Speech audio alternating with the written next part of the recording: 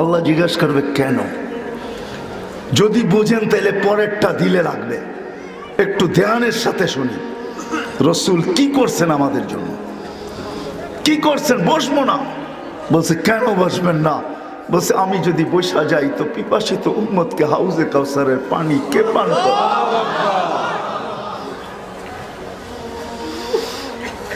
আমি যদি বসা যাই তো পিপাসিত উম্মতকে কে হাউজে কাউসারের পানি পান করাবে?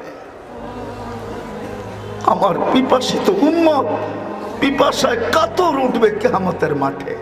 আমি বৈশা সময় লস করতে চাইতেছি না।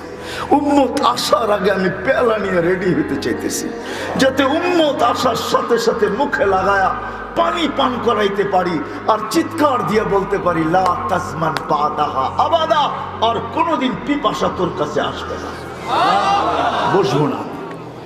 বলছে এখানেই শেষ না, আমি যদি বসা যাই তাহলে পলসে রাতে যায় মিজানে যায় কে দেখবে? আমলনামা সামনে ঝুঁকতেছে না পিছে ঝুঁকতেছে।